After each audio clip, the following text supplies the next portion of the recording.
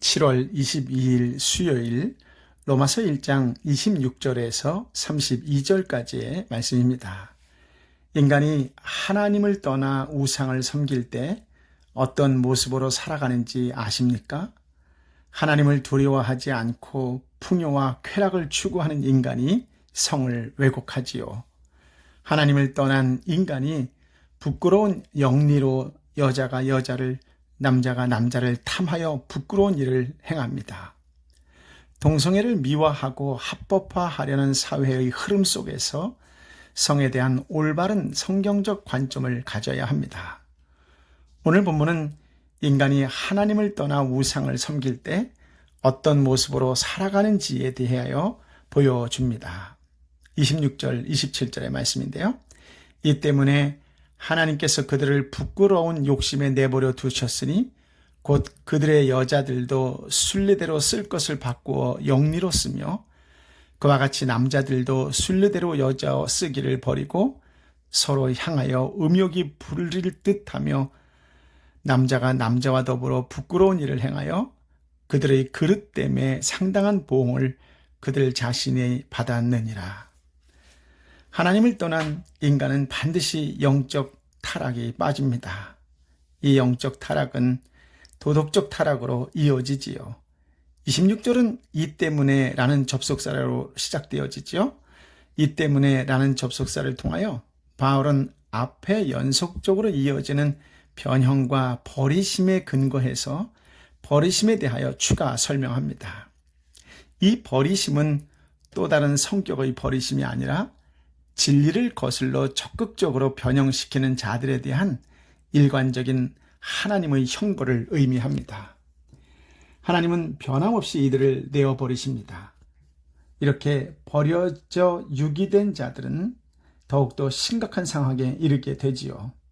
이들이 진리를 변형한 결과 하나님의 영광이 변형되었을 뿐 아니라 그들 자신까지 변형에 이르게 됩니다. 불경건과 불의 가운데 하나님의 형상을 변형시킨 이들은 자신의 형상까지도 변형시키고 맙니다. 바울은 하나님께서 자신을 떠난 인간을 내버려 두자 창조 질서를 거스리는 성적 타락이 일어났다고 말합니다. 사도 바울은 먼저 여자들이 순리로 쓸 것을 영리로 바꾼다고 지적하지요. 무슨 뜻일까요?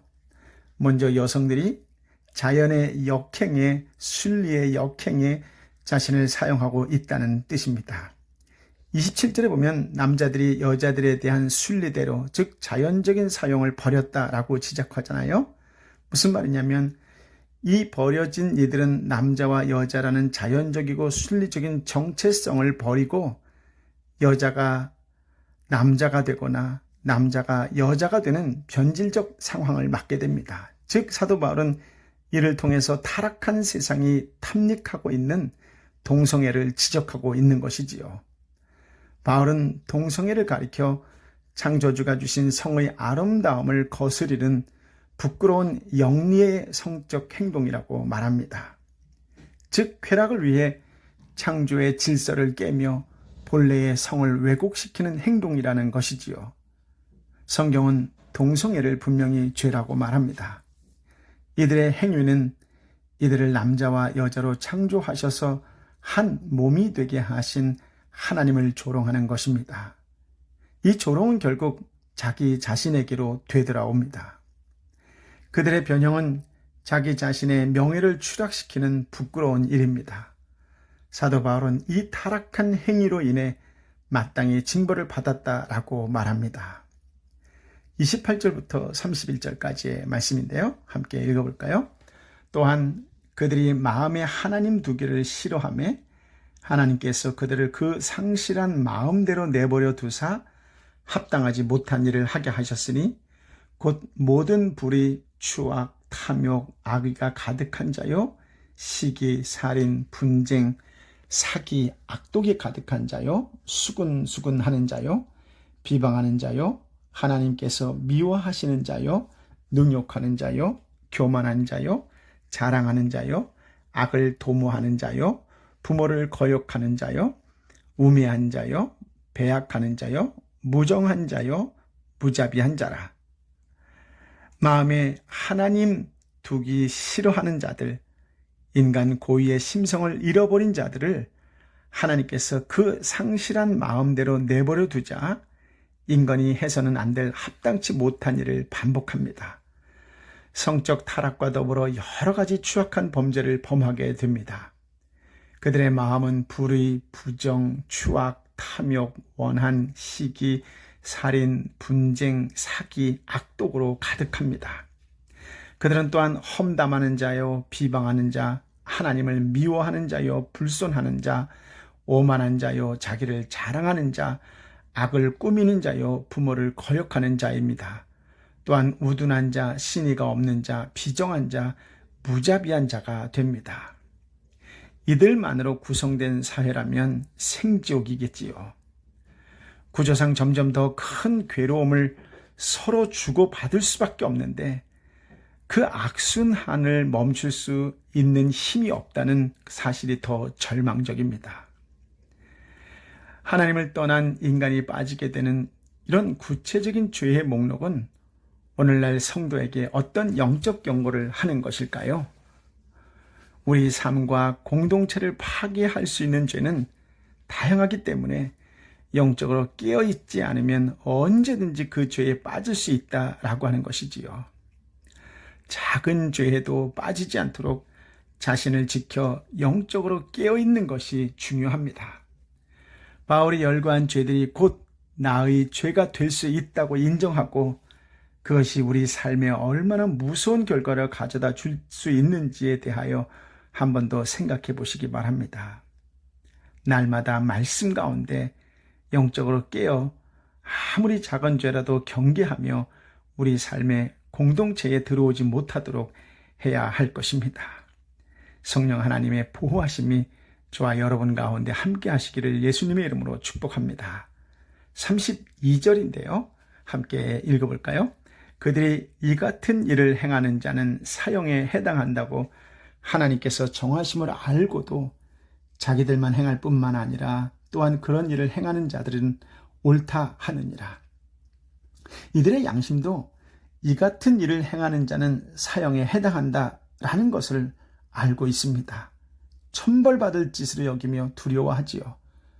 그런데 그럴지라도 자기들만 행할 뿐이 아니라 또한 그런 일을 행하는 자들을 옳다라고 부추깁니다. 무슨 말일까요? 죄인은 공범을 만드는 독특한 특성이 있습니다. 우리말에 여럿이 맞는 매가 낫다 이런 비슷한 말이 있잖아요. 즉 여럿이 맞는 매가 덜 두렵고 덜 수치스럽기 때문이겠지요. 공범이 많을수록 더 대담하게 죄를 지을 수도 있습니다. 공범을 만들려고 죄라는 표현도 심리적 상처나 타고난 성향이라는 단어로 미화시킵니다. 상처는 감싸주고 성향은 인정해야 한다는 논리로 죄의 욕망을 서로 인정하고 감싸지요. 양심의 가책을 무디게 해서 너도 옳고 나도 옳다는 사고방식을 퍼뜨리는 전략입니다. 이런 상대주의적 사고가 퍼지면 하나님의 법에 따라 죄를 판단하는 사람을 공격합니다. 타인의 성향을 존중하지 않고 인권을 짓밟는 악인으로 정죄하지요. 그렇게 불의로 진리를 억눌러서 마음 놓고 죄 지을 수 있는 환경을 만든 후에 승리의 축제를 벌입니다. 오늘날 우리도 하나님께서 막아주시지 않으셨다면 창조주 대신 피조물을 경배하면서 허망한 생각과 미련한 마음을 따라 욕망대로 살았을 것입니다. 에베소서 2장 1절부터 5절까지 그것이 나오지요.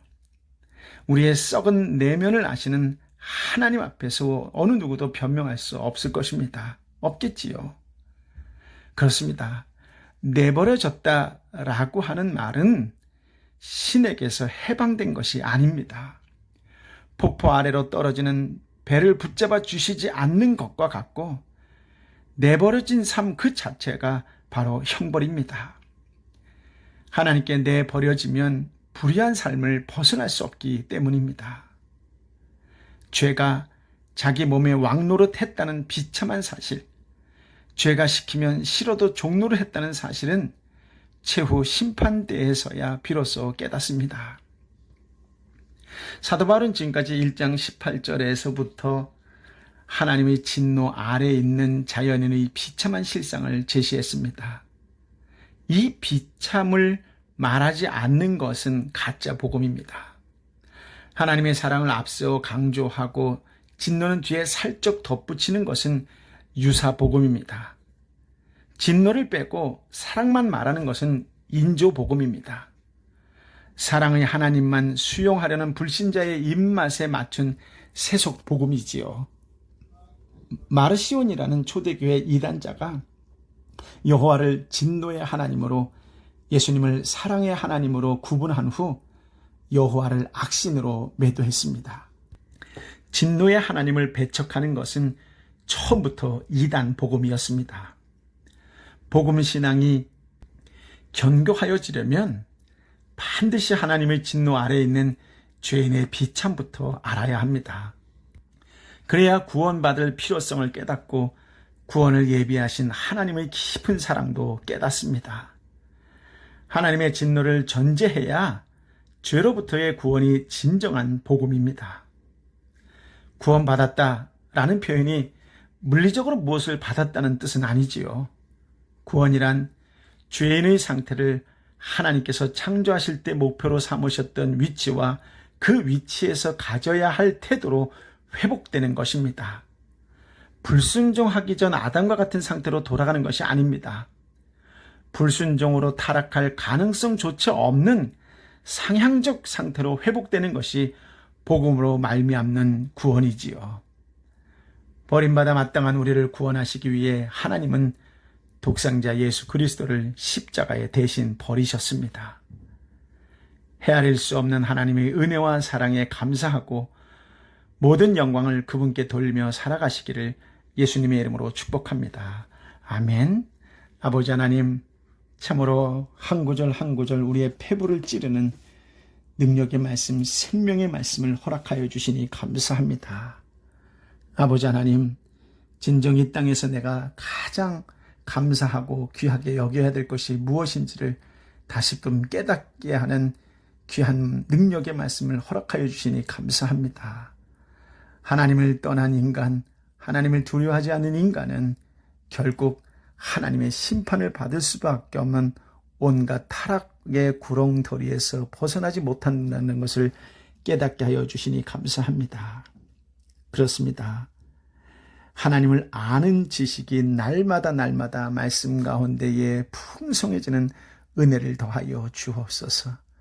그 말씀에 따라서 순종하며 이 땅에서 진정한 예수 그리스도의 사람으로 살아가는 믿음의 사람이 되게 하여 주옵소서. 너무나도 혼란하고 어지럽고 무엇이 진리인지조차 분별할 수 없는 이 타락한 세상 속에서 진정 예수 그리스도를 믿는 사람이 어떻게 살아가는지를 내 자신부터 보여줄 수 있는 그리스도의 향기가 되게 하여 주옵소서. 무엇을 지적하기 전에 내 자신이 어떻게 구원받았는지를 다시 한번 들여다보고 더 깊은 깨달음이 있는 은총의 날이 되게 하여 주옵소서. 어떤 상황 환경 속에서도 영적으로 깨어있는 자가 되게 하여 주옵시고, 그 깨어있는 자가 되게 하여 늘 말씀 가운데 기도 가운데 살아가는 신실한 그리스도의 한 사람이 되게 하여 주옵소서. 어지럽고 혼탁한 세상에 끝까지 중보자로 남아 하나님의 이름으로 선포하며 살아가는 기도하는 한 사람이 되게 하여 주옵소서. 여전히 아파하고 힘들어하고 지쳐있는 내 사랑하는 형제와 자매가 있는데 어찌 그들을 두고 세상의 혼탁한 곳으로 향할 수 있겠습니까? 아버지, 간절한 마음으로 빌고 원하오니 지금 아파 신음소리 내 소리조차 내게 버거워하는 내 사랑하는 형제 위에 성령을 부어 주옵소서. 예수 그리스도의 피 묻은 손으로 일으켜 세워 주옵소서. 눈물 흘리기조차 정말로 버거워하고 한방 안의 눈물조차도 기도하는 일에 애쓰고 있는 아파하는 내 사랑하는 자매 위에 성령이여 임하여 주옵소서. 사랑하는 딸을 붙잡아 주옵소서. 물질의 연약함으로 정말로 지쳐있는 내 사랑하는 형제를 불쌍히 여겨주시고 자매의 눈물을 닦아 주옵소서. 다시 소망의 주님께서 희망의 빛을 비추어 주옵소서. 예수의 이름으로 열릴지어다. 예수의 이름으로 해결될지어다. 예수의 이름으로 치유될지어다. 예수의 이름으로 회복될지어다. 오늘도 믿음으로 선포하며 나아가는 하나님의 사람, 성령의 사람, 예수의 사람이 되게 하여 주옵소서. 이제는 우리 주님 예수 그리스도의 은혜와 아버지 하나님의 크고도 놀라우신 사랑과 성령 하나님의 위로 역사 교통 충만하심이 주신 말씀을 가슴에 안고 삶으로 살아가고 드러내고자 다시 한번 말씀 앞에 결단하고 결심하는 하나님의 사람들 한 사람 한 사람 머리 위에 저들이 뜨거운 가슴 눈물을 머금고 함께 기도하는 삼터와 일터와 교회 위에 열방에 사랑하는 선교사님과 선교주 위에 함께하여 주옵기를 간절히 축원하옵나이다. 아멘.